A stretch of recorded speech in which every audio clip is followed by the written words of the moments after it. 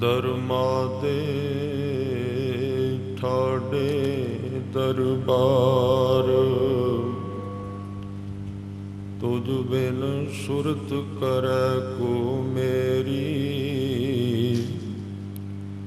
दर्शन दीजै खोल किवाड़।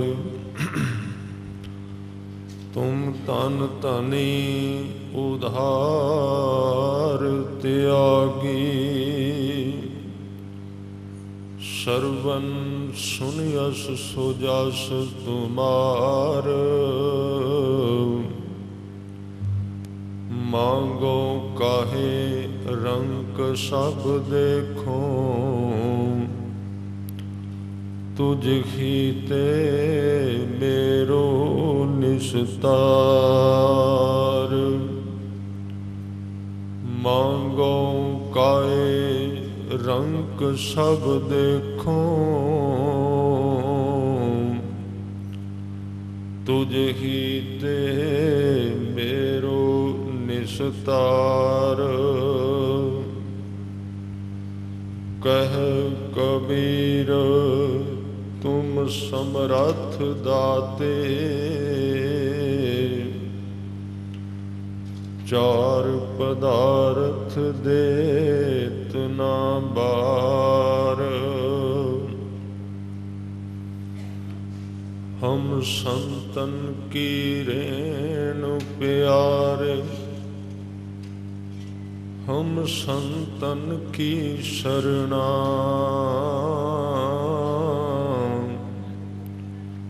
संत हमारी ओट सताड़ी, संत हमारा गहना। हम संतन स्यों बन आई, पूरब लिखिया पाई। हम संतन स्यों बन आई, पूरब लिखिया पाई। पूरब करम अंकुर जब प्रगटे, भेटियो पुरख रसिक बैरागी। मिट्यो अंधेर मिलत हर नानक, जन्म जन्म की सोई जागी। महा आनंद भय सुख पाया, संतन के प्रसादे। कहो नानक हर स्यों मन मानिया, रंग रते विस्मादे। सो कहो टल गुर सेविया, अहनिस सहज सुभाए।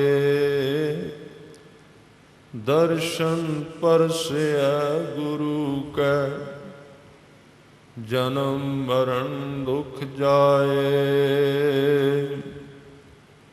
सतनाम वाहिगुरु साहिब जियो।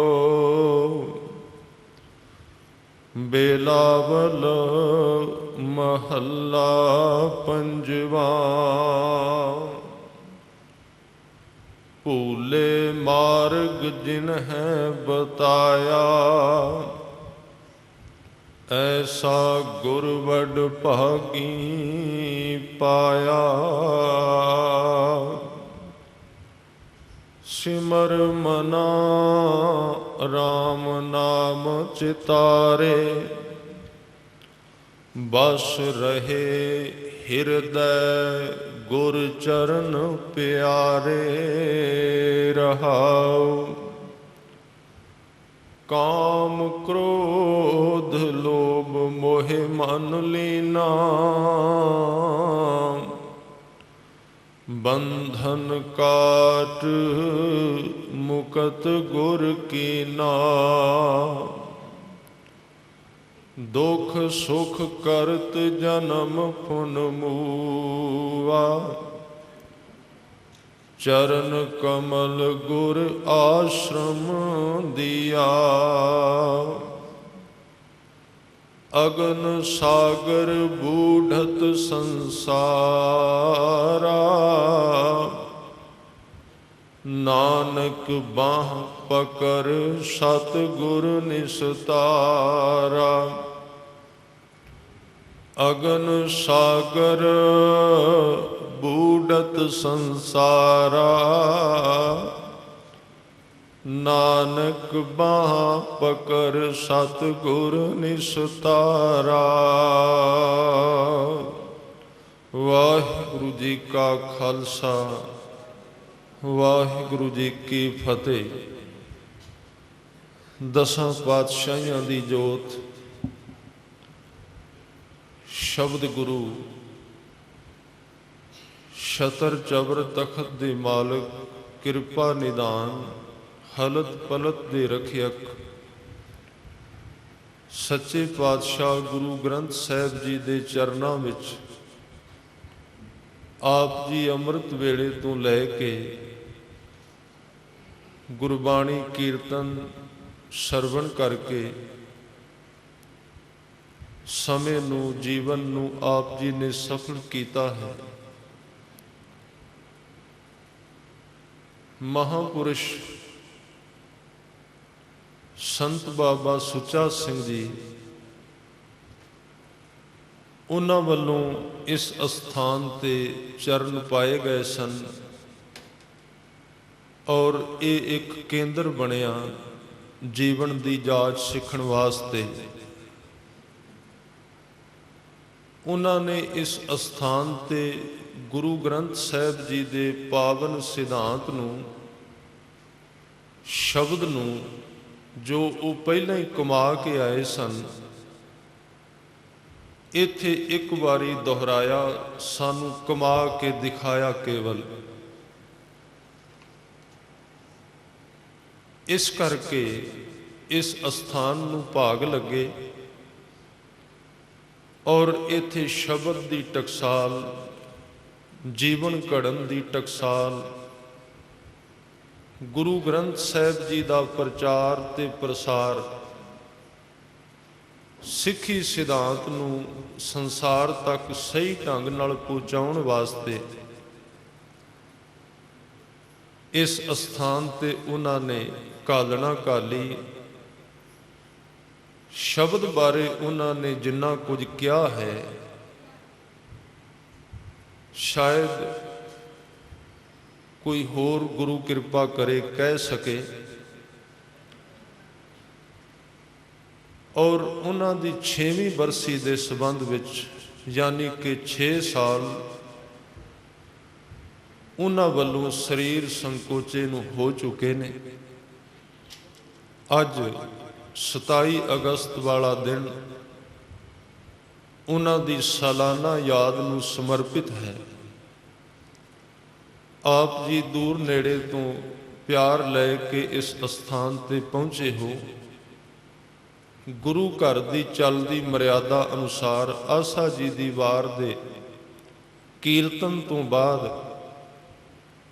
कथा दी जो सतगुरां ने मर्यादा चलाई उस अनुसार धन गुरु ग्रंथ साहिब जी दे पावन पवित्र लड़ीवार शब्द का पाठ आप जी ने सरवण किया है।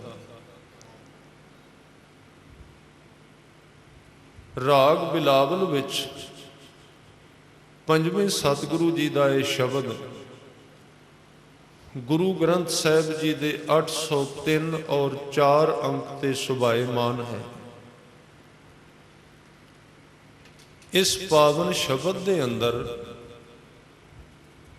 हजूर ने गुरु की महिमा वर्णन की है कि एक भुलिया होया मनुख जिवें रस्ता भुल जाता है ते उसनूं फिर रस्ता दसन वाले की जरूरत पैंदी है। ਗੁਰੂ ਦੇ ਅਰਥ ਇਸ ਸ਼ਬਦ ਵਿੱਚ ਰਸਤਾ ਦੱਸਣ ਵਾਲੇ ਕੀਤੇ ਨੇ। ਜਿਹਨੂੰ ਰਸਤਾ ਭੁੱਲ ਜਾਏ, ਅਣਜਾਣ ਵਿਅਕਤੀ ਕਿਵੇਂ ਸਫ਼ਰ ਕਰੇਗਾ? ਕਿਉਂਕਿ ਸਫ਼ਰ ਕਰਨਾ ਹੀ ਕੇਵਲ ਕਾਫੀ ਨਹੀਂ, ਰਸਤੇ ਦਾ ਪਤਾ ਹੋਣਾ ਉਸ ਤੋਂ ਪਹਿਲਾਂ ਜ਼ਰੂਰੀ ਹੈ। ਧਿਆਨ ਦਿਓ, ਭੁੱਲੇ ਮਾਰਗ ਜਿਨ੍ਹਾਂ ਬਤਾਇਆ, ਐਸਾ ਗੁਰਬੜ ਭਾਗੀ ਪਾਇਆ। ਭੁੱਲੇ ਮਾਰਗ ਦਾ ਅਰਥ ਹੈ ਰਸਤਾ, ਭਾਵ ਰਸਤਾ ਭੁੱਲੇ ਹੋਏ ਵਿਅਕਤੀ ਨੂੰ ਰਸਤੇ ਤੇ ਪਾਉਣ ਵਾਲਾ। ਗੁਰੂ ਦੇ ਅਰਥ ਕੀਤੇ ਨੇ ਸਤਿਗੁਰਾਂ ਨੇ। ਜਿਸ ਨੂੰ ਰਸਤਾ ਭੁੱਲ ਜਾਏ, ਉਹ ਚਾਹੇ ਤੁਰੀ ਵੀ ਜਾਏ, ਉਹ ਕਿਤੇ ਪਹੁੰਚੇਗਾ ਨਹੀਂ, ਸਗੋਂ ਭਟਕ ਜਾਏਗਾ। ਇਸ ਕਰਕੇ ਸਿਆਣੇ ਕਹਿੰਦੇ ਨੇ ਤੁਰਨਾ ਕਾਫੀ ਨਹੀਂ, ਰਸਤੇ ਤੇ ਤੁਰਨਾ ਕਾਫੀ ਹੈ। ਤੁਰਨ ਨਾਲ ਕਦੀ ਮੰਜ਼ਿਲ ਨਹੀਂ ਮਿਲਦੀ, ਹਾਂ ਰਸਤੇ ਤੇ ਤੁਰਨ ਨਾਲ ਮੰਜ਼ਿਲ ਮਿਲਦੀ ਹੈ। ਕੇਵਲ ਤੁਰਨਾ ਕਾਫੀ ਨਹੀਂ ਹੈ, ਇਹ ਸਾਰਾ ਤੁਰਨਾ ਹੈ। ਗੁਰੂ ਨਾਨਕ ਦੇ ਘਰ ਵਿੱਚ ਆਉਣਾ, ਬਾਣੀ ਪੜ੍ਹਨੀ, ਕੀਰਤਨ ਕਰਨਾ, ਕੀਰਤਨ ਸੁਣਨਾ, ਕਥਾ ਕਰਨੀ, ਕਥਾ ਸੁਣਨੀ, ਲੰਗਰ ਦੀ ਸੇਵਾ ਕਰਨੀ, ਭਾਂਡਿਆਂ ਦੀ ਸੇਵਾ ਕਰਨੀ, ਗੁਰੂ ਘਰ ਵਿੱਚ ਝਾੜੂ ਦੇਣਾ, ਤੇ ਜਿਹਦੇ ਕੋਲ ਸਮਰੱਥ ਹੈ ਹੱਥਾਂ ਦੇ ਨਾਲ ਗੁਰਬਾਣੀ ਦੇ ਅਰਥ ਲਿਖਣੇ। ਕਿੰਨੀ ਤਰ੍ਹਾਂ ਦੀ ਸੇਵਾ ਹੈ ਗੁਰੂ ਨਾਨਕ ਦੇ ਘਰ ਵਿੱਚ। ਪਰ ਇਹ ਗੱਲ ਅੱਜ ਯਾਦ ਰੱਖਣੀ ਚਾਹੀਦੀ ਏ, ਇਹ ਵੀ ਖਿਆਲ ਨਾਲ ਰਹਿਣਾ ਚਾਹੀਦਾ ਹੈ। ਆਪਾਂ ਇਹ ਤੁਰਤੇ ਰਹੇ ਹਾਂ, ਸੇਵਾ ਕਰ ਰਹੇ ਹਾਂ, ਬਾਣੀ ਪੜ੍ਹ ਰਹੇ ਹਾਂ, ਦਾਨ ਕਰ ਰਹੇ ਹਾਂ, ਸਭ ਕੁਝ ਕਰ ਰਹੇ ਹਾਂ, ਪਰ ਕਿਤੇ ਤੁਰ ਕੇ ਹੋਰ ਪਾਸੇ ਵੱਲ, ਕਿਸੇ ਹੋਰ ਰਸਤੇ ਵੱਲ ਨਹੀਂ ਜਾ ਰਹੇ। ਰਸਤਾ ਕਿਹੜਾ ਹੈ? ਰਸਤੇ ਦਾ ਮਤਲਬ ਹੈ ਨੀਅਤ। ਨੀਅਤ ਨੂੰ ਰਾਸ ਕਰਕੇ ਕੁਝ ਵੀ ਕਰ ਲੈ ਮਨੁੱਖ, ਕੋਈ ਵੀ ਸੇਵਾ ਕਰੇ ਤੇ ਉਹ ਰਸਤਾ ਬਣ ਜਾਂਦੀ ਹੈ, ਉਹ ਮਾਰਗ ਬਣ ਜਾਂਦਾ ਹੈ, ਉਹ ਪਹੁੰਚਾ ਦਿੰਦਾ ਹੈ ਰੱਬ ਦੇ ਘਰ ਤੱਕ। ਇੱਥੋਂ ਤੱਕ ਬੇਨਤੀ ਕਰਦੇ ਹਾਂ, ਜਿਸ ਦਿਨ ਬੰਦੇ ਦੀ ਨੀਅਤ ਰਾਸ ਹੋ ਜਾਏ, ਉਸ ਦਿਨ ਉਹ ਵਿਅਕਤੀ ਭਾਵੇਂ ਕੁਝ ਵੀ ਨਾ ਕਰੇ, ਉਹ ਆਪਣੇ ਆਪ ਉਹਦੇ ਘਰ ਤੱਕ ਚਲਾ ਜਾਂਦਾ ਹੈ। ਸੱਚ ਤਾਂ ਇਹ ਹੈ ਕਿ ਇਹ ਸਾਰਾ ਕੁਝ ਆਪਾਂ ਕਰਨਾ ਹੀ ਤਾਂ ਹੈ ਕਿ ਆਪਣੀ ਨੀਅਤ ਰਾਸ ਹੋ ਜਾਏ। ਆਪਣਾ ਨਿਸ਼ਾਨਾ ਕੀ ਹੈ? ਜੇ ਨੀਅਤ ਰਾਸ ਨਹੀਂ ਤੇ ਬਹੁਤ ਕੁਝ ਕਰਕੇ ਵੀ ਵਿਅਕਤੀ ਨਹੀਂ ਪਹੁੰਚਦਾ, ਤੇ ਜੇ ਨੀਅਤ ਰਾਸ ਹੈ ਤੇ ਬਿਲਕੁਲ ਥੋੜਾ ਕਰਕੇ ਵੀ ਚਲਾ ਜਾਂਦਾ ਹੈ। ਇਸ ਲਈ ਮਾਰਗ ਤੇ ਤੁਰਨਾ ਕਾਫੀ ਨਹੀਂ, ਗੁਰੂ ਦੀ ਲੋੜ ਕਈ ਹੈ। ਸਤਿਗੁਰਾਂ ਨੇ ਕਿ ਗੁਰੂ ਤੋਂ ਸੇਵਾ ਕਰਨ ਦੀ ਤੇ ਸਿਮਰਨ ਕਰਨ ਦੀ ਜਾਚ ਦੱਸ, ਸਿੱਖ ਲੈ ਕਿਵੇਂ ਕਰਨਾ ਹੈ, ਢੰਗ ਕੀ ਹੈ, ਇਮਾਨਦਾਰੀ ਹੈ ਕਿ ਨਹੀਂ। ਜਾਂ ਅਸੀਂ ਕਿਤੇ ਬਗਲ ਸਮਾਦਮ ਵਿੱਚ ਨਹੀਂ ਬੈਠੇ ਹੋਏ। ਬਗਲ ਸਮਾਦਮ ਦਾ ਵਰਣਨ ਕੀਤਾ ਗੁਰੂ ਗ੍ਰੰਥ ਸਾਹਿਬ ਮਹਾਰਾਜ ਜੀ ਨੇ। ਸ਼ਲੋਕ ਸੰਸਕ੍ਰਿਤੀ ਪੜ ਪੁਸਤਕ ਸੰਧਿਆ ਬਾਦੰ।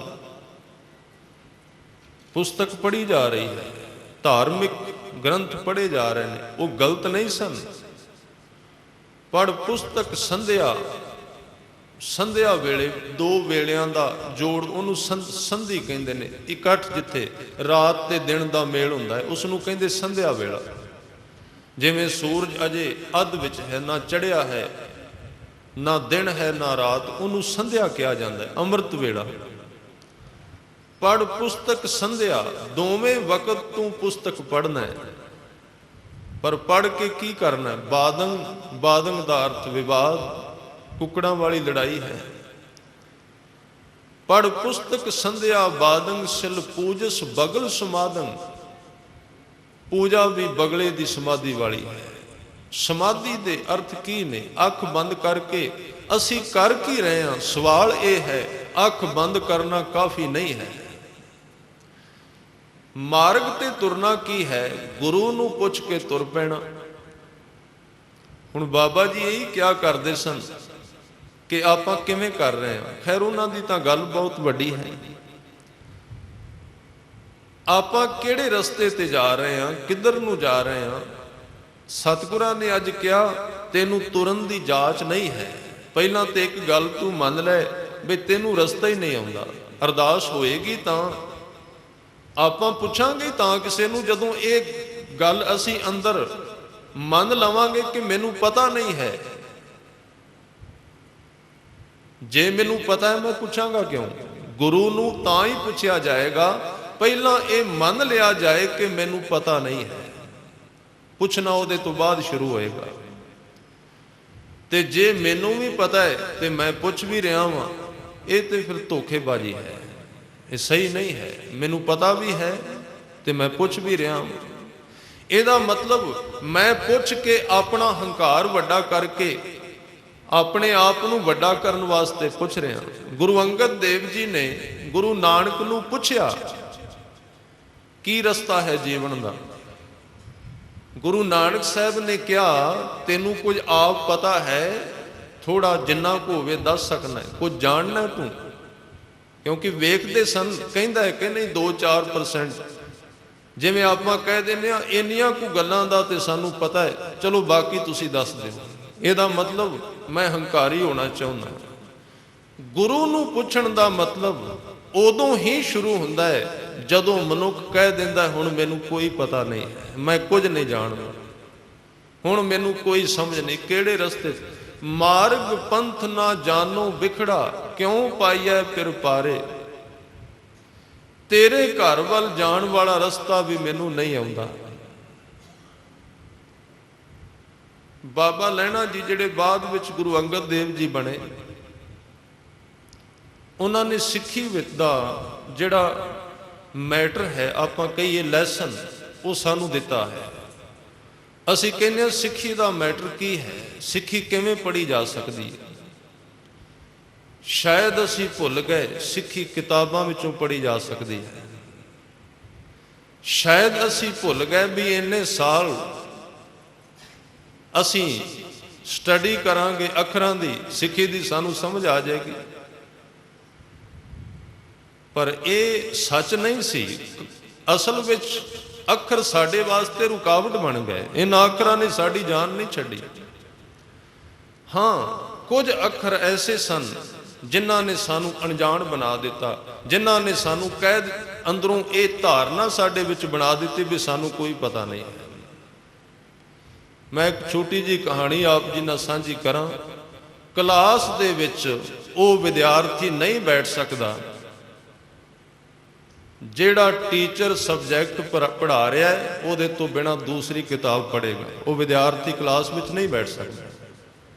ਜੇ ਉਹ ਬੈਠਾ ਹੈ ਤੇ ਉਹ ਆਪਣੇ ਆਪ ਨਾਲ ਵੀ ਧੋਖਾ ਕਰ ਰਿਹਾ ਹੈ, ਕਲਾਸ ਨਾਲ ਵੀ ਧੋਖਾ ਕਰ ਰਿਹਾ ਤੇ ਟੀਚਰ ਨਾਲ ਵੀ ਧੋਖਾ ਕਰ ਰਿਹਾ ਹੈ। ਇਸ ਕਰਕੇ ਬਾਬਾ ਲਹਿਣਾ ਜੀ ਆ ਰਹੇ ਸਨ ਘੋੜੀ ਤੇ ਚੜ੍ਹ ਕੇ, ਤੇ ਗੁਰੂ ਦਾ ਪਤਾ ਵੀ ਨਹੀਂ ਹੈ। ਪਹਿਲੀ ਵਾਰੀ ਜਦੋਂ ਆਏ, ਸੁਣਿਆ ਜ਼ਰੂਰ ਸੀ, ਕਿਉਂਕਿ ਅੱਜ ਦਾ ਸ਼ਬਦ ਹੈ ਗੁਰੂ ਉਹ ਹੈ ਜਿਵੇਂ ਕੋਈ ਵਿਅਕਤੀ ਕਿਸੇ ਮੰਜ਼ਿਲ ਤੇ ਜਾ ਰਿਹਾ ਸੀ ਤੇ ਉਹ ਦੂਸਰੇ ਰਸਤੇ ਤੇ ਭਟਕ ਗਿਆ। ਰਾਹ ਵਿੱਚ ਗੁਰੂ ਮਿਲੇ, ਉਹਨੇ ਪੁੱਛਿਆ ਭਲੇ ਪੁਰਸ਼ਾ ਕਿੱਧਰ ਜਾ ਰਹੇ ਹੈ? ਤੇ ਉਹਨੇ ਕਿਹਾ ਮੈਨੂੰ ਤੁਰਦਿਆਂ ਨੂੰ ਬੜਾ ਚਿਰ ਹੋ ਗਿਆ, ਥਾਂ ਕੋਈ ਨਹੀਂ ਮਿਲੀ, ਲੱਤਾਂ ਥੱਕ ਗਈਆਂ ਨੇ, ਮਨ ਥੱਕ ਚੁੱਕਾ ਹੈ, ਕੁਝ ਪੱਲੇ ਨਹੀਂ ਪਿਆ, ਕਰਦਿਆਂ ਕਰਦਿਆਂ ਮੈਂ ਕਿੱਥੋਂ ਤੱਕ ਚਲਾ ਗਿਆ, ਮੇਰੇ ਪੱਲੇ ਕੱਖ ਨਹੀਂ ਪਿਆ। ਤੇ ਗੁਰੂ ਨੇ ਕਹਿ ਦਿੱਤਾ ਆ ਜਿਨ੍ਹਾਂ ਦੇ ਪੱਲੇ ਖਾਲੀ ਹੁੰਦੇ ਨੇ ਮੈਂ ਉਹਨਾਂ ਦੇ ਪੱਲੇ ਭਰਨਾ, ਕਿਉਂਕਿ ਜਿਹੜੇ ਕਹਿ ਦਿੰਦੇ ਨੇ ਮੈਂ ਕਿਤੇ ਪਹੁੰਚੀ ਨਹੀਂ ਹਾਂ, ਜਿਹੜੇ ਪਹਿਲਾਂ ਪਹੁੰਚੇ ਹੋਏ ਨੇ ਯਾਨੀ ਕਿ ਜਾਣਕਾਰੀ ਨਾਲ ਭਰੇ ਹੋਏ ਨੇ, ਗੁਰੂ ਉਹਨਾਂ ਵਿੱਚ ਹੋਰ ਜਾਣਕਾਰੀ ਕੀ ਪਾਏਗਾ। ਭਾਈ ਲਹਿਣਾ ਜੀ ਆ ਰਹੇ ਸਨ ਤੇ ਜਦੋਂ ਕਰਤਾਰਪੁਰ ਦੇ ਬਿਲਕੁਲ ਨੇੜੇ ਆ ਗਏ, ਮਨ ਵਿੱਚ ਖਿਆਲ ਆਇਆ, ਪਤਾ ਨਹੀਂ ਕਿਉਂਕਿ ਗੁਰੂ ਨੂੰ ਤੇ ਵੇਖਿਆ ਨਹੀਂ ਸੀ ਪਹਿਲਾਂ, ਖਿਆਲ ਆਇਆ ਕਿ ਕਿਹੜੇ ਹੋਣਗੇ ਗੁਰੂ ਨਾਨਕ। ਯਾਦ ਰੱਖੀਏ ਕਰਤਾਰਪੁਰ ਦੀ ਹੱਦ ਦੇ ਵਿੱਚ ਪੈਰ ਰੱਖਦਿਆਂ ਹੀ ਭਾਈ ਲਹਿਣਾ ਜੀ ਨੇ ਸਿੱਖੀ ਦੇ ਸਬਜੈਕਟ ਵੱਲ ਇਸ਼ਾਰਾ ਕਰ ਦਿੱਤਾ ਸੀ। ਸਿੱਖੀ ਕੀ ਹੁੰਦੀ ਹੈ? ਪੈਰ ਰੱਖਦਿਆਂ ਹੀ, ਅਜੇ ਗੁਰੂ ਨੂੰ ਵੇਖਿਆ ਵੀ ਨਹੀਂ ਸੀ, ਗੁਰੂ ਨਾਨਕ ਸਾਹਿਬ ਤੱਕ ਗਏ ਵੀ ਨਹੀਂ ਸਨ, ਸ਼ਬਦ ਸੁਣਿਆ ਵੀ ਨਹੀਂ ਸੀ, ਤੇ ਪਹਿਲਾਂ ਹੀ ਉਹਨਾਂ ਨੇ ਸਿੱਖੀ ਦੀ ਪਹਿਲੀ ਇੱਟ ਰੱਖ ਦਿੱਤੀ। ਉਹ ਕਿਹੜੀ? ਮਨ ਵਿੱਚ ਖਿਆਲ ਪੈਦਾ ਹੋ ਗਿਆ ਕਿ ਗੁਰੂ ਨਾਨਕ ਸਾਹਿਬ मैनू पता नहीं तू कित्थे रहना है, आप किरपा करो अपने रस्ते ते पा दिओ। सिੱਖੀ ਦੀ शुरुआत हो गई। जदों ये विचार आया मन विच बाबे लहणे दे, ते गुरु नानक दे सिंघासन ते हलचल मच गई। जिथे बैठे सन संगतां बैठियां ने उठ के खड़े हो गए। सिखां ने पूछया, महाराज कोई काम है असी करिए? कहन लगे, ये काम तुहाडे करन वाला नहीं, मैनू आप जाना पैगा। क्यों? मेरे पिंड दी हद ते किसी बंदे ने सिੱਖੀ दी इट रख दी है, सिੱਖੀ दी नींह रख दी है। वो कौन है? कहन लगे, अजे आया नहीं, पहली बारी आ रहा है, पर बड़े कमाल दा व्यक्ति है। अजे मेरे उन्हें दर्शन भी नहीं किए, पर सिੱਖੀ दी नींह उन्हें पहले रख दी। वो नींह केड़ी है? ओदी आत्मा पुकार रही है मैनू कि गुरु नानक साहब, मैं तुहाडे बारे कोई नहीं जानता, मैनू अपने तक आउण दा रस्ता दे दिओ, इस करके मैं जा रहा हाँ। इतिहास कहता है गुरु नानक साहब अपना सिंघासन छड्ड के गए ते भाई लहणे नूं अगों जाके मिले। हुण उन्हां दे ने कदी देखिया नहीं सी। पुछया, गुरु नानक दा घर किहड़ा है? सतगुरां ने वाग फड़ लई। घोड़ी ते आ रहे सन, भाई लहणा जी घोड़ी तो उतरे भी नहीं हैं, उसी तरह ही आ रहे सन। वेखो, जे अंदर निमानता आ जाएगी फिर ते घोड़ी ते चढ़ के आउंदा है सिख, ते गुरु तुर के आउंदा है, तां भी बेअदबी नहीं हुंदी। ते जे अंदर निमरता कोई नहीं आई, सिख भावें जोड़ियां विच बैठा रहे, पल्ले कुछ नहीं पैना। सिख घोड़ी ते आ रहा है ना, भाई लहणा घोड़ी ते चढ़ के आ रहा है, ते गुरु तुरदे आ रहे ने। पर गुरु कहंदा है, मसां मैनू इस तरह दा एक सिख मिलिया है। असी किन्ना कुछ कीता है गुरु नूं खुश करन वास्ते, किन्ना कुछ कीता, पर वो थां ते क्यों नहीं गया? उहदा कारण की है? उहदा कारण ये सी, साडा निशाना गुरु नहीं सी, साडा निशाना कुछ होर सी। असी गुरु विच लीन नहीं सी होना चाहुंदे, असी कुछ बनना चाहुंदे सी, इस करके कुछ भी नहीं बन सके। क्योंकि बनदा वही है, याद रखिए, ਉਹੀ लोहा औजार बनता जिहड़ा पानी बन जाता है, जिहड़ा वहन लग पैंदा है, जिहड़ा लिक्विड हो जाता है, जिहड़ा तरल हो जाता है, उसे लोहे के औजार बनते हैं। जिहड़ा लोहा पिघलण वास्ते तैयार नहीं, वो केवल एक लोहे का वदान बन के रह जाता, उस तो वध नहीं। तो जिहड़ा लोहा पिघल जाता है, ਉਹਦਾ आप जी कुछ भी बना सकते हो, ਉਹਦੀ कीमत पै जाती है, उसकी कीमत वध जाती है। एक बंदे दे हथ दे उत्ते 2-4 ग्राम की घड़ी बजी हुई है, किन्ना कु इहदा वजन है, किन्ना कु स्टील है इहदे अंदर। जे आपां बाजार विचों टुकड़े के रूप में खरीदीए तो इहदा कोई भी मुल नहीं, पर जदों इस घड़ी नूं बाजार विचों खरीदने आ, ये 20,000 की भी है, ये 30 दी, ये लख तक विकदियां ने, इस तो ज़्यादा भी है। तो सवाल पैदा होंदा है तो स्टील का टुकड़ा, जे स्टील खरीदन जाइए तो ज़्यादा 100-200 का मिल जाएगा, पर घड़ी की कीमत 20,000 ते लख तक क्यों चली गई?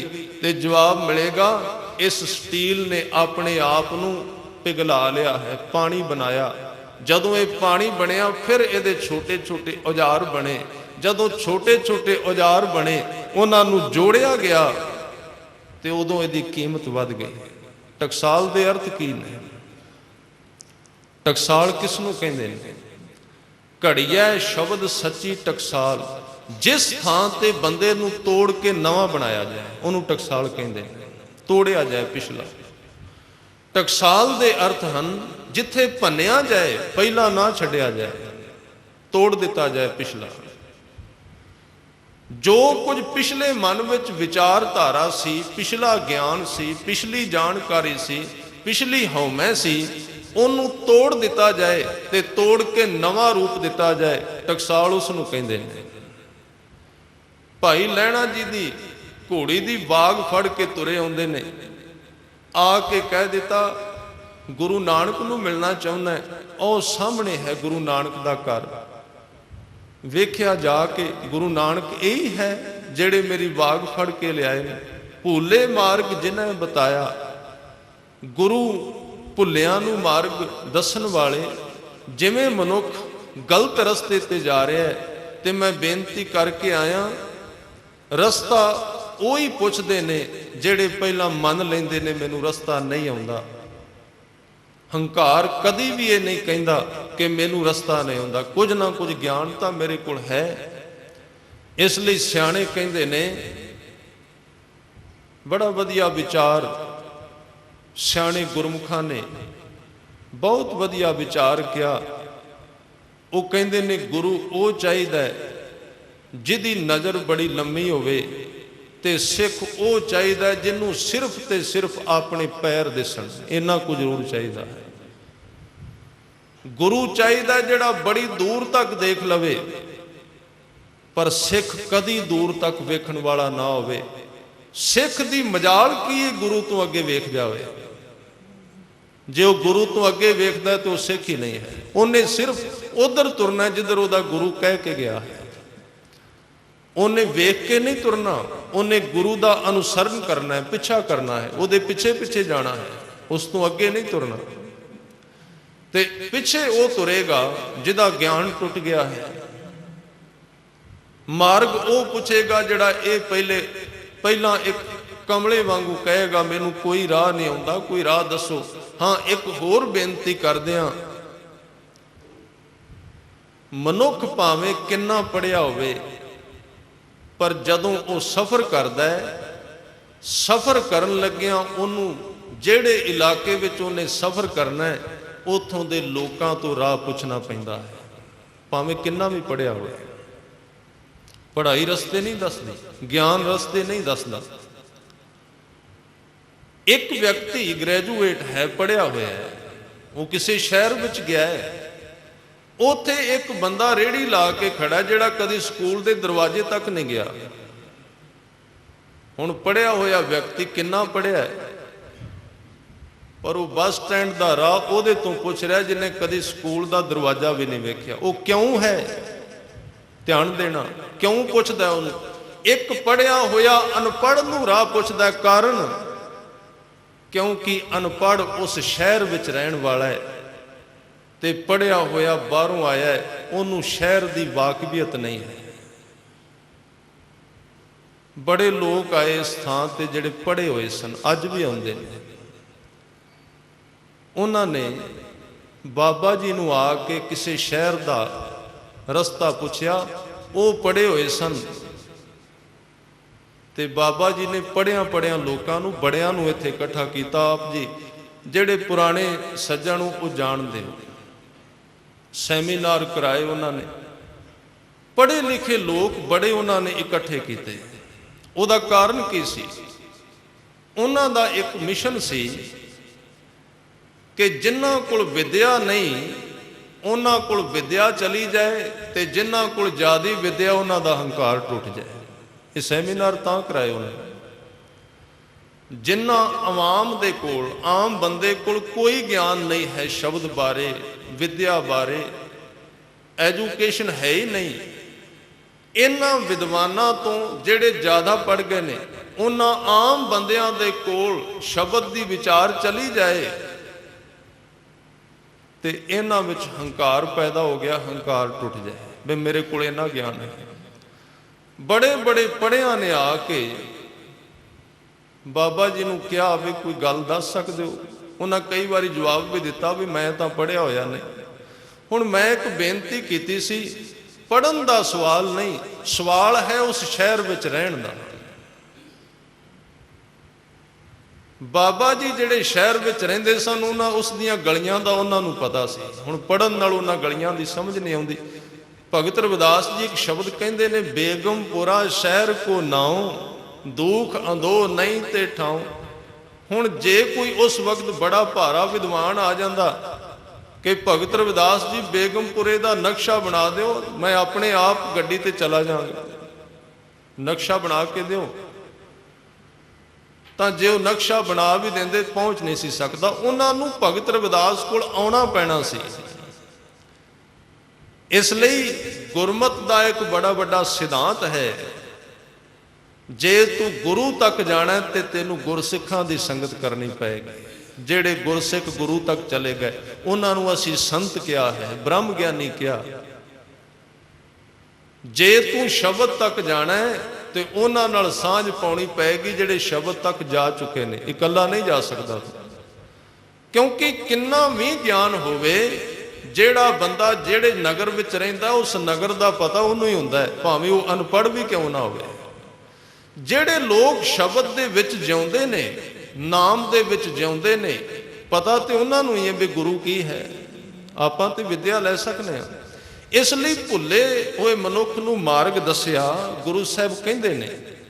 ਗੁਰੂ ਅਰਜਨ ਦੇਵ ਜੀ ਬਿਲਾਵਲ ਰਾਗ ਵਿੱਚ ਕਹਿ ਰਹੇ ਨੇ, ਭੁੱਲੇ ਮਾਰਗ ਜਿਨ੍ਹਾਂ ਬਤਾਇਆ, ਐਸਾ ਗੁਰ ਵਡਭਾਗੀ ਪਾਇਆ। ਬੜੇ ਵੱਡੇ ਭਾਗ ਸਨ, ਇਸ ਤਰ੍ਹਾਂ ਦਾ ਗੁਰੂ ਮਿਲ ਪਿਆ ਜਿਨ੍ਹੇ ਭਟਕਦਿਆਂ ਹੋਇਆਂ ਨੂੰ ਸਿੱਧੇ ਰਾਹ ਤੇ ਪਾ ਦਿੱਤਾ, ਸਿੱਧੇ ਰਸਤੇ ਵੱਲ ਪਾ ਦਿੱਤਾ। ਸਤਿਗੁਰਾਂ ਨੇ ਬਾਣੀ ਵਿੱਚ ਇੱਕ ਛੋਟਾ ਜਿਹਾ ਬਚਨ ਕਿਹਾ ਹੈ। ਉਹਨਾਂ ਨੇ ਗੁਰੂ ਦੀ ਬੜੀ ਪਿਆਰੀ ਵਿਆਖਿਆ ਕੀਤੀ। ਇੱਕ ਥਾਂ ਤੇ ਗੁਰੂ ਨੂੰ ਵਿਚੋਲਾ ਕਿਹਾ ਗਿਆ, ਪਰਮਾਤਮਾ ਦੀ ਦਰਗਾਹ ਦਾ ਵਿਚੋਲਾ। ਜਿਸ ਦਿਨ ਗੁਰੂ ਵੇਖਿਆ ਉਸ ਦਿਨ ਦੀ ਉਹ ਘਟਨਾ ਕਹਿੰਦੇ ਨੇ। ਜਦੋਂ ਗੁਰੂ ਨੂੰ ਵੇਖਿਆ ਤੇ ਕੀ ਮਿਲਿਆ, ਉਹਦੇ ਵਿੱਚ ਇੱਕ ਸਮਰੱਥਾ ਸੀ, ਗੁਰੂ ਵਿੱਚ ਬੜੀ ਵੱਡੀ ਕੰਪੈਸਿਟੀ ਸੀ। ਉਹ ਕਿਹੜੀ? ਉਹ ਨਿਰੰਕਾਰ ਦੇ ਘਰ ਨਾਲ ਵੀ ਜੁੜਿਆ ਹੋਇਆ ਸੀ ਤੇ ਸੰਸਾਰ ਨਾਲ ਵੀ ਜੁੜਿਆ ਹੋਇਆ ਸੀ। ਜੈਸਾ ਸਤਿਗੁਰ ਸੁਣੀਦਾ ਤੈਸੋ ਹੀ ਮੈਂ ਡੀਠ। ਤੇ ਗੁਰੂ ਦਾ ਕੰਮ ਕੀ ਹੈ? ਜਿਵੇਂ ਕੋਈ ਵੀ ਮਨੁੱਖ ਹੈ, ਉਹਦਾ ਕੋਈ ਨਾ ਕੋਈ ਕਿੱਤਾ ਹੈ, ਕੋਈ ਕੰਮ ਹੈ, ਕਾਰੋਬਾਰ ਕਰਦਾ ਮਨੁੱਖ। ਇਸ ਦੁਨੀਆ ਵਿੱਚ ਕਾਰੋਬਾਰ ਤੋਂ ਬਿਨਾ ਕੋਈ ਵੀ ਨਹੀਂ ਹੈ। ਫਿਰ ਗੁਰੂ ਦਾ ਕਾਰੋਬਾਰ ਕੀ ਹੈ? ਪਰਮਾਤਮਾ ਦਾ ਕੰਮ ਕੀ ਹੈ? ਗੁਰੂ ਗ੍ਰੰਥ ਸਾਹਿਬ ਜੀ ਨੇ ਇਹਦੇ ਬਾਰੇ ਬਹੁਤ ਲੰਮਾ ਚੌੜਾ ਲਿਖਿਆ ਹੈ।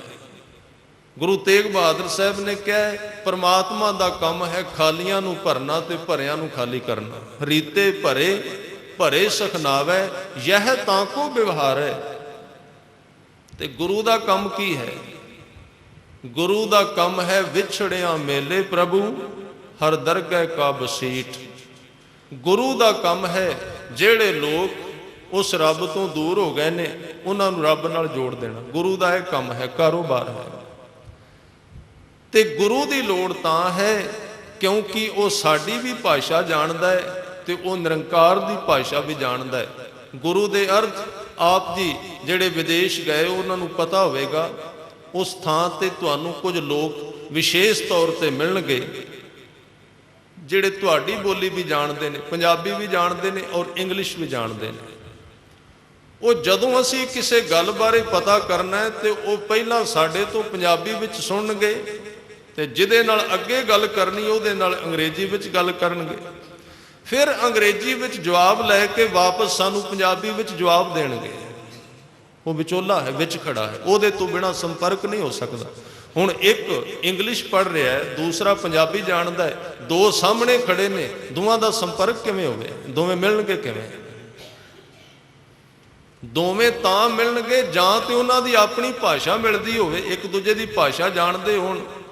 ਤੇ ਜੇ ਭਾਸ਼ਾ ਨਹੀਂ ਜਾਣਦੇ, ਦੋ ਸਰੀਰ ਭਾਵੇਂ 2 ਘੰਟੇ ਮੱਥੇ ਮਾਰਦੇ ਰਹਿਣ, ਪੱਲੇ ਕੁਝ ਨਹੀਂ ਪੈਂਦਾ ਵੀ ਤੂੰ ਕਿੱਥੋਂ ਆਇਆ, ਤੇਰਾ ਨਾਮ ਕੀ ਹੈ, ਕਿਉਂਕਿ ਭਾਸ਼ਾ ਹੀ ਨਹੀਂ ਜਾਣਦੇ ਇੱਕ ਦੂਜੇ ਦੀ। ਅਸੀਂ ਕਹਿੰਦੇ ਹਾਂ ਰੱਬ ਸਭ ਥਾਂ ਤੇ ਹੈ। ਕਿਸੇ ਨੇ ਗੱਲ ਕਹਿ ਵੀ ਦਿੱਤੀ ਸੀ, ਆ ਤੁਸੀਂ ਕਿਉਂ ਲੋਕਾਂ ਦਾ ਐਵੇਂ ਸਮਾਂ ਇਸ ਤਰ੍ਹਾਂ ਗਵਾਉਂਦੇ ਹੋ? ਨਾਲ ਕਿਹਾ ਤੇ ਜਾਂਦਾ ਵੀ ਘਟ ਘਟ ਮੈਂ ਹਰਜੂ ਬਸੈ ਸੰਤਨ ਕਹਿਓ ਪੁਕਾਰ। ਜੇ ਰੱਬ ਸਾਰਿਆਂ ਵਿੱਚ ਹੈ ਤਾਂ ਫਿਰ ਅਡੰਬਰ ਕਰਨ ਦੀ ਕੀ ਲੋੜ ਹੈ ਧਰਮ ਦਾ? ਉਹ ਹੈ ਤਾਂ ਸਾਹਮਣੇ, ਹੈ ਤੋਂ ਸਹੀ ਲਖੈ ਜੋ ਕੋਈ, ਗੁਰਬਾਣੀ ਦਾ ਨਿਰਣਾ। ਪਰ ਦੋ ਸ਼ਖਸ, ਦੋ ਆਦਮੀ ਸਾਹਮਣੇ ਖੜੇ ਨੇ, ਇੱਕ ਦੂਜੇ ਦੀ ਭਾਸ਼ਾ ਹੀ ਨਹੀਂ ਆਉਂਦੀ ਤੇ ਸੰਬੰਧ ਕਿਵੇਂ ਜੁੜੇਗਾ? ਪਰਮਾਤਮਾ ਤੇ ਸਾਹਮਣੇ ਹੈ, ਮਨੁੱਖ ਵੀ ਉਹਦੇ ਸਾਹਮਣੇ ਬੈਠਾ ਹੈ ਤੇ ਦੋਵਾਂ ਨੂੰ, ਪਰਮਾਤਮਾ ਨੂੰ ਤੇ ਸਾਡੀ ਭਾਸ਼ਾ ਆਉਂਦੀ ਹੈ, ਸਾਨੂੰ ਉਹਦੀ ਭਾਸ਼ਾ ਨਹੀਂ ਆਉਂਦੀ, ਅਸੀਂ ਕਿਵੇਂ ਜਾਣਾਂਗੇ? ਫਿਰ ਵਿੱਚ ਕੋਈ ਕਨੈਕਸ਼ਨ ਚਾਹੀਦਾ ਹੈ, ਵਿੱਚ ਕੋਈ ਸੰਪਰਕ ਚਾਹੀਦਾ ਹੈ। ਉਹ ਕੌਣ ਹੈ? ਗੁਰੂ। ਗੁਰੂ ਦੇ ਅਰਥ ਜਿਹੜਾ ਸਾਡੀ ਬੋਲੀ ਵੀ ਬੋਲ ਲੈਂਦਾ ਤੇ ਜਿਹੜਾ ਰੱਬ ਦੀ ਬੋਲੀ ਵੀ ਬੋਲ ਲੈਂਦਾ ਹੈ, ਜਿਹੜਾ ਪਰਮਾਤਮਾ ਦੀ ਬੋਲੀ ਨੂੰ ਸਾਡੀ ਬੋਲੀ ਵਿੱਚ ਉਤਾਰ ਦਿੰਦਾ ਹੈ। ਆ ਧੁਰ ਕੀ ਬਾਣੀ ਕੀ ਹੈ? ਜਦੋਂ ਆਪਾਂ ਇੱਕ ਸ਼ਬਦ ਕਹਿੰਦੇ ਆ ਕਿ ਭਾਈ ਮਰਦਾਨੇ ਨੂੰ ਗੁਰੂ ਨਾਨਕ ਸਾਹਿਬ ਨੇ ਕਿਹਾ, ਮਰਦਾਨਿਆਂ ਰਬਾਬ ਛੇੜ ਬਾਣੀ ਆਈ ਹੈ। ਇਹ ਤਸਵੀਰ ਵੀ ਆਪ ਜੀ ਨੇ ਵੇਖੀ ਹੋਏਗੀ ਕਿ ਭਾਈ ਮਰਦਾਨਾ ਜੀ ਰਬਾਬ ਲੈ ਕੇ ਅੱਗੇ ਬੈਠੇ ਨੇ ਤੇ ਗੁਰੂ ਨਾਨਕ ਸਾਹਿਬ ਇਸ਼ਾਰਾ ਕਰ ਰਹੇ ਨੇ ਹੱਥ ਵਿੱਚ, ਹੱਥ ਦੇ ਨਾਲ, ਕਿ ਮਰਦਾਨਿਆਂ ਰਬਾਬ ਛੇੜ ਬਾਣੀ ਆਈ ਹੈ। ਇਹ ਸਿਰਫ ਲਫ਼ਜ਼ ਅਸੀਂ ਬਣਾਏ ਨੇ, ਗੁਰੂ ਨਾਨਕ ਸਾਹਿਬ ਨੇ ਇਹ ਬੋਲਿਆ ਨਹੀਂ ਸੀ ਕਿ ਤੂੰ ਰਬਾਬ ਛੇੜ ਬਾਣੀ ਆਈ ਹੈ, ਕੇਵਲ ਇਸ਼ਾਰਾ ਕੀਤਾ ਸੀ, ਬੋਲੇ ਨਹੀਂ ਸਨ। ਜੇ ਬੋਲਦੇ ਤੇ ਹੈਡਿੰਗ ਵਿੱਚ ਲਿਖਿਆ ਜਾਂਦਾ ਕਿ ਮਰਦਾਨਿਆਂ ਰਬਾਬ ਛੇੜ ਬਾਣੀ ਆਈ ਹੈ, ਉੱਥੇ ਨਹੀਂ ਲਿਖਿਆ ਗਿਆ, ਉੱਥੇ ਸਿੱਧਾ ਇੱਕ ਓੰਕਾਰ ਸ਼ੁਰੂ ਹੋ ਗਿਆ। ਹਾਂ, ਉਹਨਾਂ ਦੇ ਅੰਦਰ ਇਹ ਭਾਸ਼ਾ ਗੂੰਜੀ ਜ਼ਰੂਰ, ਭਾਵ ਦੇ ਰੂਪ ਵਿੱਚ। ਤੇ ਮਰਦਾਨਾ ਪਿਆਰ ਵਾਲਾ ਸਿੱਖ ਸੀ, ਤੇ ਜਦੋਂ ਸਿੱਖ ਤੇ ਗੁਰੂ ਦੀ ਬਿਲਕੁਲ ਨੇੜਤਾ ਹੋ ਜਾਂਦੀ ਏ, ਗੁਰੂ ਕੇ ਸਵਾਰਿਓ, ਉਸ ਵਕਤ ਨਾ ਗੁਰੂ ਬੋਲਦਾ ਤੇ ਨਾ ਸਿੱਖ ਬੋਲਦਾ, ਦੋਵੇਂ ਚੁੱਪ ਕਰਕੇ ਕੰਮ ਕਰੀ ਜਾਂਦੇ, ਤੀਸਰੇ ਬੰਦੇ ਨੂੰ ਪਤਾ ਹੀ ਨਹੀਂ ਲੱਗਦਾ। ਜਿਵੇਂ ਗੁਰੂ ਗੋਬਿੰਦ ਸਿੰਘ ਮਹਾਰਾਜ ਨੂੰ ਭੀਖਨ ਸ਼ਾਹ ਨੇ ਅੱਗੇ ਖੜੇ ਹੋ ਕੇ ਇਬਾਦਤ ਕੀਤੀ, ਪਟਨਾ ਸਾਹਿਬ ਵਿੱਚ ਛੋਟੇ ਜਿਹੇ ਸਨ, ਦਰਸ਼ਨ ਕਰਨ ਗਏ ਸਨ, ਦਰਸ਼ਨ ਕਰਾਏ ਭੀਖਨ ਸ਼ਾਹ ਨੂੰ। ਭੀਖ ਸ਼ਾਹ ਉਹਦਾ ਪੂਰਾ ਨਾਮ ਹੈ। ਉਹ ਕੁੱਜੀਆਂ ਅੱਗੇ ਰੱਖੀਆਂ, ਤੁਸੀਂ ਜਾਣਦੇ ਹੋ ਸਾਖੀ, ਨਾਲ 3-4 ਹੋਰ ਫਕੀਰ ਗਏ ਸਨ, ਉਹ ਪਿੱਛੇ ਖੜੇ ਸਨ। ਹੁਣ ਗੁਰੂ ਗੋਬਿੰਦ ਸਿੰਘ ਮਹਾਰਾਜ ਤੇ ਅਜੇ ਕੁਝ ਦਿਨਾਂ ਦੇ ਨੇ, ਮਹੀਨਿਆਂ ਦੇ ਨੇ, ਹੁਣ ਜ਼ੁਬਾਨ ਤੋਂ ਭਾਸ਼ਾ ਤੇ ਉਹਨਾਂ ਬੋਲੀ ਨਹੀਂ। ਤੇ ਭੀਖਨ ਸ਼ਾਹ ਵੀ ਅੱਗੇ ਖੜਾ ਹੈ, ਉਹ ਵੀ ਚੁੱਪ ਕਰਕੇ ਖੜਾ ਹੈ। ਨਾ ਭੀਖਨ ਸ਼ਾਹ ਨੇ ਕੁਝ ਬੋਲਿਆ ਤੇ ਨਾ ਗੁਰੂ ਗੋਬਿੰਦ ਸਿੰਘ ਨੇ, ਤੇ ਬੋਲਣੇ ਕੀ ਸੀ, ਅਜੇ ਸਰੀਰ ਹੀ ਛੋਟਾ ਸੀ। ਉਧਰੋਂ ਗੁਰੂ ਗੋਬਿੰਦ ਸਿੰਘ ਥੋੜਾ ਜਿਹਾ ਮੁਸਕਾਏ ਤੇ ਭੀਖਨ ਸ਼ਾਹ ਦਾ ਸਿਰ ਝੁਕ ਗਿਆ। ਬਾਹਰ ਜਾ ਕੇ ਜਿਹੜੇ ਨਾਲ ਦੇ ਵਿਚਾਰੇ ਆਪਣੇ ਵਰਗੇ ਪ੍ਰਸ਼ਾਦੇ ਛਕਣ ਵਾਲੇ ਸਨ, ਉਹ ਭੀਖਨ ਸ਼ਾਹ ਨੂੰ ਕਹਿੰਦੇ ਨੇ, ਮਹਾਰਾਜ ਇੰਨੇ ਦਿਨ ਹੋ ਗਏ ਨੇ, ਪੰਜਾਬ ਤੋਂ ਤੁਰ ਕੇ ਲੱਤਾਂ ਥੱਕ ਗਈਆਂ ਨੇ। ਉਦੋਂ ਕਿਹੜੇ ਪ੍ਰਬੰਧ ਸਨ ਪਟਨਾ ਸਾਹਿਬ ਜਾਣ ਦੇ, ਤੁਰ ਕੇ ਗਿਆ ਸੀ ਅੰਬਾਲੇ ਤੋਂ। ਇੰਨੇ ਦਿਨਾਂ ਤੋਂ ਮਿਹਨਤ ਕਰਕੇ ਆਇਆ ਸੀ, ਸੋਚਿਆ ਸੀ ਵੀ ਜਿਹੜੇ ਗੁਰੂ ਦੇ ਦਰਸ਼ਨ ਕਰਨ ਤੁਸੀਂ ਚੱਲੇ ਹੋ, 4 ਗੱਲਾਂ ਉਹ ਕਰੇਗਾ, 2 ਤੁਸੀਂ ਕਰੋਗੇ, ਅਸੀਂ ਸੁਣਾਂਗੇ। ਤੇ ਤੁਹਾਡਾ ਗੁਰੂ ਤੇ ਨਾ ਬੋਲਿਆ, ਨਾ ਤੁਸੀਂ ਬੋਲੇ ਹੋ, ਗੱਲ ਕੀ ਹੋਈ, ਇੰਨਾ ਸਫ਼ਰ ਕਿਉਂ ਕੀਤਾ? ਭੀਖਨ ਸ਼ਾਹ ਨੇ ਕਿਹਾ, ਜਿਸ ਦਿਨ ਗੁਰੂ ਤੇ ਸਿੱਖ ਦੀ ਅਸਲੀ ਗੱਲਬਾਤ ਹੁੰਦੀ ਏ, ਉਸ ਦਿਨ ਸਾਰਾ ਸੰਸਾਰ ਕੋਲ ਖੜਾ ਹੁੰਦਾ ਹੈ, ਪਰ ਉਹਨਾਂ ਨੂੰ ਪਤਾ ਨਹੀਂ ਲੱਗਦਾ ਵੀ ਸਵਾਲ ਜਵਾਬ ਕੀ ਹੋ ਰਿਹਾ ਹੈ, ਇਹ ਆਪਸ ਵਿੱਚ ਕੀ ਬੋਲ ਰਹੇ ਨੇ। ਉਹ ਵੀ ਕੁਝ ਬੋਲੇ ਨੇ, ਮੈਂ ਵੀ ਕੁਝ ਬੋਲਿਆ, ਪਰ ਤੁਹਾਡੇ ਤੱਕ ਤਾਂ ਨਹੀਂ ਗਿਆ, ਕਿਉਂਕਿ ਹੁਣ ਸਾਡੀ ਤੇ ਗੁਰੂ ਗੋਬਿੰਦ ਸਿੰਘ ਦੀ ਭਾਸ਼ਾ ਇੱਕ ਹੋ ਚੁੱਕੀ ਹੈ, ਅਸੀਂ ਇੱਕੋ ਭਾਸ਼ਾ ਵਿੱਚ ਪੜ੍ਹਨੇ ਹਾਂ।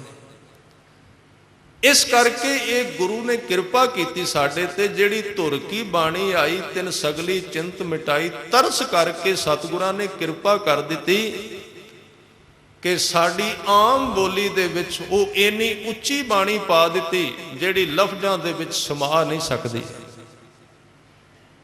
ਇੰਨੀ ਉੱਚੀ ਜਿਹੜੀ ਕਲਾਮ ਸੀ, ਬਾਣੀ ਸੀ, ਵਿੱਚ ਭਰ ਦਿੱਤੀ ਉਹ ਰੂਹਾਨੀਅਤ।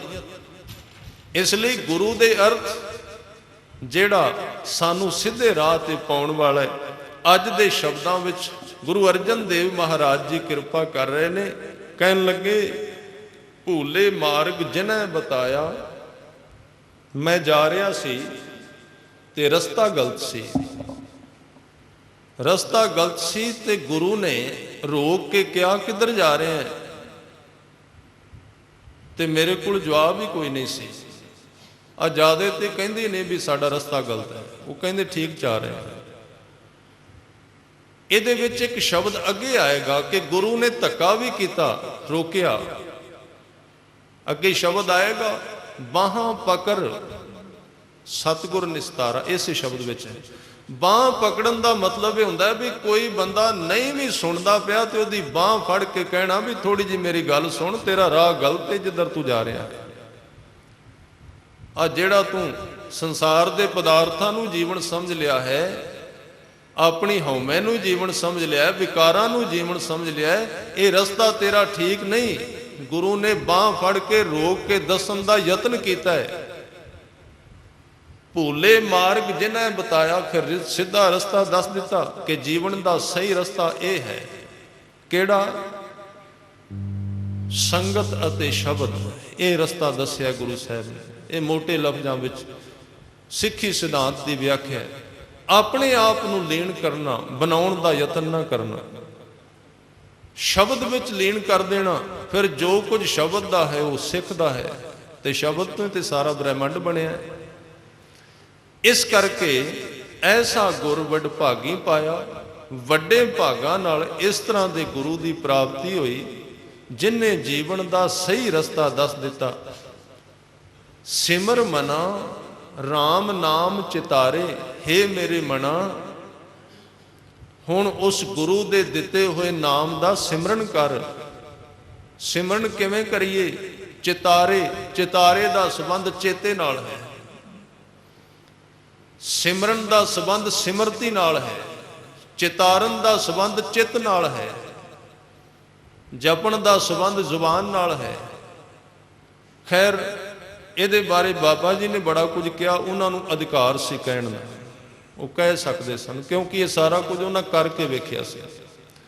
ਸਿਮਰਨ ਦਾ ਸੰਬੰਧ ਸਿਮਰਤੀ ਨਾਲ ਹੈ। ਸਿਮਰਤੀ ਦਾ ਸੰਬੰਧ ਪਾਸਟ ਨਾਲ ਹੈ, ਜਿਹੜਾ ਸਮਾਂ ਗੁਜ਼ਰ ਚੁੱਕਾ ਹੈ।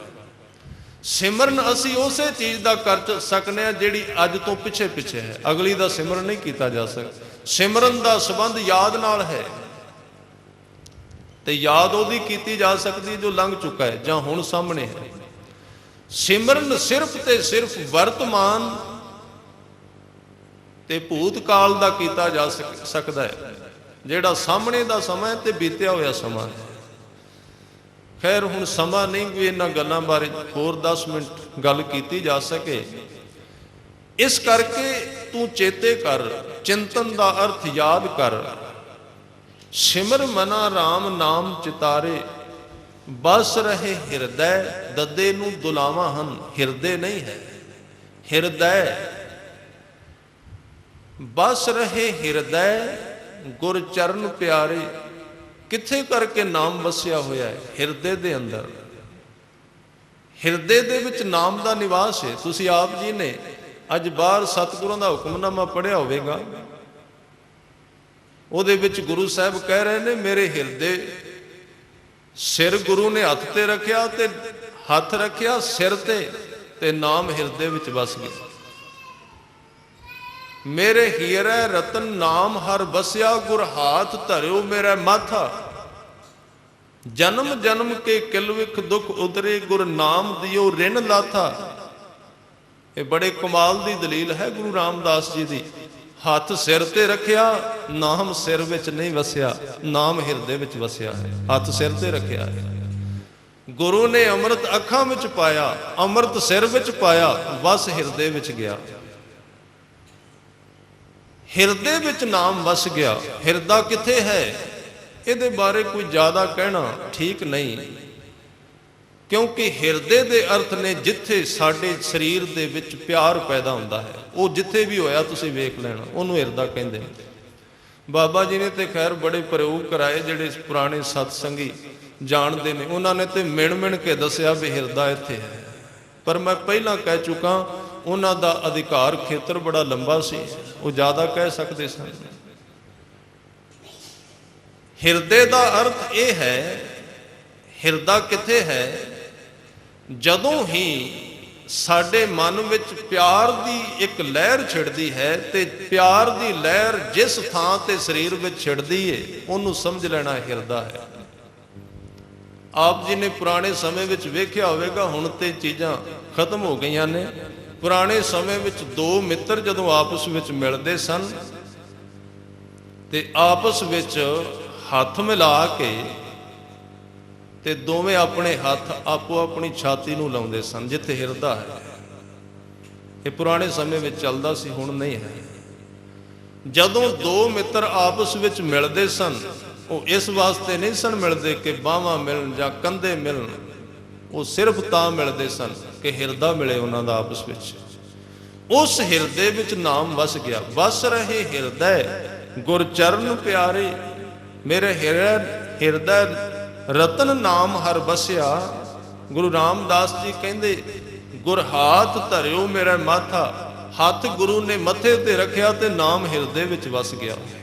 क्योंकि मस्तक विचार की थां है, मस्तक जिहड़ा है उहदे विच विचारधारा ज़्यादातर प्रफुल्लित रहिंदी है। भावें मस्तक का अद्धा हिस्सा प्रेम नाल भरिया होया, हिरदे नाल जुड़िया होया। एक वखरी व्याख्या है, काम क्रोध लोभ मोहे मन लीना, हाहे नूं सिहारी है। टकसालां दे उचारण ने सिहारी नूं बोलना, भावें इनू मोह पढ़िया जाता है अपने ढंग दे नाल।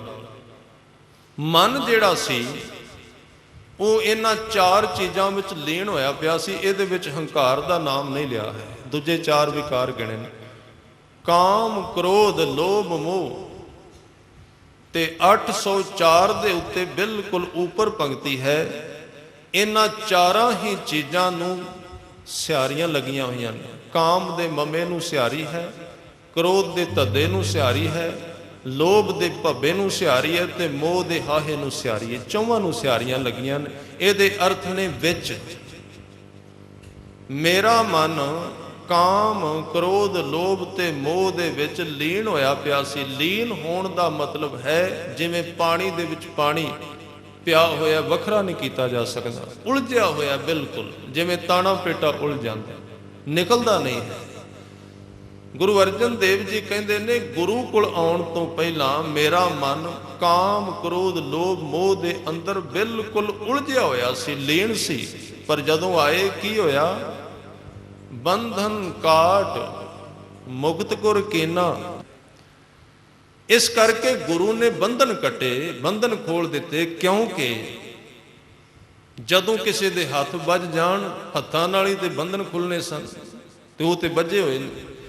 मन नाल ही ते साधना होनी सी, ते मन ते काबू किया होया विकारां ने। साधना किवें होवे? इस करके बाहरों सहायता की लोड़ पई, गुरु की लोड़ पई। गुरु ने बंधन खोले मन दे, मन की थोड़ी जी रफ्तार वधी, आज़ादी वधी, मन की शक्ति वध गई, तो बंधन काट मुकत गुर कीना। गुरु ने बंधन कट के मुक्त कर दिता। दुख सुख करत जन्म फन मुआ। बड़ा समा हो गया सी दुखां विच सुखां विच कर्म करदियां, जन्मदियां मरदियां, इत्यादक जोनां विच भरमदियां बहुत समा लंघ चुका सी। पर हुण की होया, जदों गुरु मिले, चरण कमल गुर आश्रम दिया। आश्रम दा आखरी अर्थ है, आश्रम जिहड़े बने हुंदे ने, पर आश्रम दा इत्थे अर्थ है टिकाणा, घर। गुरु ने अपने चरणों का घर दे दिता, उहदे विच मन निवास करन लग पिया, पक्के तौर पर निवास कर लिया चरणों विच। गुरु के चरणों दे विच मन टिक गया। अगन सागर बूडत संसारा, नानक बाहां पकर सतगुर निस्तारा। असी संसार दे अग्नि रूपी सागर दे विच डुब रहे सी, गोते खा रहे सी। नानक बाहां पकर सतगुर निस्तारा, ते गुरु ने कृपा कर दी, रहमत कर दी। इस अग्नि दे सागर विचों, हौमे दे सागर विचों, विकारां दे सागर विचों बांह फड़ के बाहर कढ़िया। गुरु अर्जन देव जी दे शब्द का सार सिद्धांत है कि गुरु दे कोल आउणा जानकारी नूं छड्ड के, नानक घर ही बैठिया सो पाइया, जे नीयत रास करे। करना काफ़ी नहीं है, किवें कर रहे हैं इहदे उत्ते निर्भर करता है। सेवा कर रहे हैं, गल्लां कर रहे हैं, नाल गल्लां बातां चल रही ने। महापुरुषां दे समय थे कोई बोल नहीं सी सकदा हुंदा। मैनूं जिन्हां ने कोल रह के कहा, कोई आपस विच गल लोड़ तो बिना नहीं सी करदा, ते जे उन्हां दे प्यार विच 6वीं बरसी है, आपां जुड़े हाँ। जिहड़ी जिहड़ी सेवा संगतां करदियां ने, दूरों दूरों आके बड़े प्यार विच सेवा चल रही है। चढ़दी कला विच संत बाबा अमीर सिंह जी वो इस ड्यूटी नूं, सेवा नूं गुरु कृपा द्वारा बड़े प्यार नाल निभा रहे ने। ਸੋ ਆਓ ਬਾਬਾ ਜੀ ਦੀ ਇਸ ਬਰਸੀ ਤੋਂ ਲਾਹਾ ਪ੍ਰਾਪਤ ਕਰੀਏ। ਉਹਨਾਂ ਦੇ ਜਿਹੜੇ ਉਪਦੇਸ਼ ਨੇ, ਉਹਨਾਂ ਨੇ ਜਿਹੜੀ ਸ਼ਬਦ ਦੀ ਵਿਆਖਿਆ ਕੀਤੀ, ਜੋ ਕੁਝ ਕਹਿਣ ਦਾ ਉਹਨਾਂ ਨੇ ਯਤਨ ਕੀਤਾ, ਉਸ ਨੂੰ ਸਮਝਣ ਤੇ ਮਨ ਵਿੱਚ ਵਸਾਉਣ ਦਾ ਯਤਨ ਕਰੀਏ। ਸਤਿਗੁਰੂ ਕਿਰਪਾ ਕਰਨ, ਸਾਨੂੰ ਸਾਰਿਆਂ ਨੂੰ ਸਿੱਖੀ ਦਾ ਹੀਰਾ ਸਾਡੀ ਝੋਲੀ ਵਿੱਚ ਪਾਉਣ। ਸਾਰੀਆਂ ਸੰਗਤਾਂ ਦਾ ਬਹੁਤ ਬਹੁਤ ਧੰਨਵਾਦ। ਇੰਨੀਆਂ ਬੇਨਤੀਆਂ ਪ੍ਰਵਾਨ ਕਰਨੀਆਂ।